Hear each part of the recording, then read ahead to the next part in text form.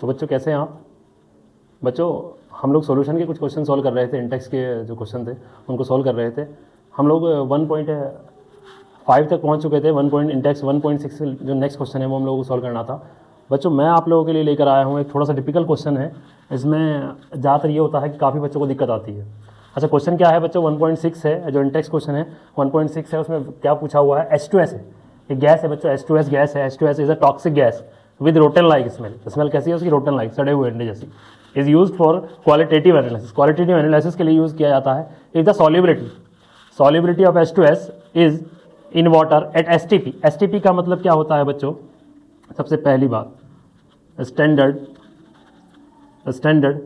Temperature and pressure. अगर इस पर प्रेशर की वैल्यू की बात की जाए तो बच्चों प्रेशर जो होता है, स्टैंडर्ड प्रेशर जो होता है 1 बार कैलकुलेट किया जाता है कि 1 बार है। और टेम्परेचर की अगर मैं बात करूं तो 25 डिग्री सेल्सियस लिया जाता है बच्चों, ये लिया जाता है। अच्छा उसने कहा है एट STP इज 0.195, इसका मतलब 195 molal. Calculate the Henry's constant. इतना मोलल है। इतना मोलल का मतलब ये है 1 किलोग्राम मोल में, नहीं सॉरी 1 किलोग्राम वाटर में इतने मोल ऑफ H2S है बच्चों। तो मैंने कहा अगर H2S के नंबर ऑफ मोल की बात की जाए, यहाँ से number of mole of H2S कितना आ जाएगा? 195, क्योंकि ये मोलल है। इसका मतलब ये होता है 1 किलोग्राम में इतने मोल ऑफ H2S डिजोल्व किए गए हैं बच्चों। ठीक है, मुझे निकालना क्या है? हेनरीज कांस्टेंट निकालना है। पहले मैं फॉर्मूले की बात करता हूँ हेनरी के, तो P is equals to KH into XB बच्चों।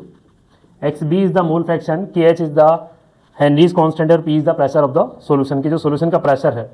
अब देखिए बच्चों, यहाँ अगर बात की जाए 1 kg वाटर की बात कर रहा हूँ मैं, 1 kg के 1 kg वाटर में इतनी H2S डिजोल्व है। तो बच्चों 1 kg वाटर के लिए अगर मैं नंबर ऑफ मोल कैलकुलेट करना चाहूँ वाटर के, तो कितने आते हैं? मैं उसको Na मान लेता हूँ। ये वाटर के लिए यूज़ होता है। वाटर का मास कितना है? 1 kg। मोलर मास कितना आता है बच्चों? 18 आता है। अगर इसको डिवाइड किया जाए तो बच्चों ये लगभग आ जाता है कितना? 55.55 आ जाता है। तो XB अगर मुझे निकालना है, मोल फ्रैक्शन निकालना है XB, तो that is NB upon Na plus NB बच्चों। NB की वैल्यू कितनी है? 0.195 है, और अपॉन Na की 55.55 प्लस 0.195 ये आ जाता है। अगर इसकी वैल्यू मैं बच्चों XB की यहाँ से निकालना चाहूँ तो XB की वैल्यू आती है 0.0032 के आसपास आ जाती है। इतने number of mole of H2S gas आते हैं, क्योंकि पहले ही ऑब्वियसली बात है नंबर ऑफ मोल तो बहुत कम है, और वो भी 1 kg में है, तो इनका फ्रैक्शन जो है मोल फ्रैक्शन बहुत कम ही आना है।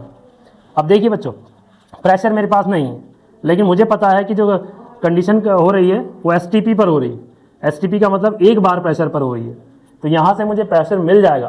प्रेशर यहीं से ध्यान रखना है। तो P की जो वैल्यू हो जाएगी बच्चों 1 बार हो जाएगी, ये 1 बार आ जाती है। अब मुझे निकालना KH है, तो मुझे पता है कि P is equals to KH into XB। XB की वैल्यू मेरे पास है, ये 1 बार हो जाएगा, KH इंटू 0.0032, और KH की वैल्यू जो बच्चों आ जाएगा 1 डिवाइड बाय 0.0032, इसकी वैल्यू जो इक्वल आ जाएगी KH की, ये आ जाती है 289.3 के आसपास, लगभग इतनी आती है बच्चों, इतना बार आती है। ये वैल्यू बच्चों आंसर आता है इसका। इस तरीके से है क्वेश्चन को पहले आप लोगों को देखना है कि STP वाली कंडीशन, बस यही मेन कंडीशन है जो आपको बताती है कि करना क्या है। ठीक है बच्चों।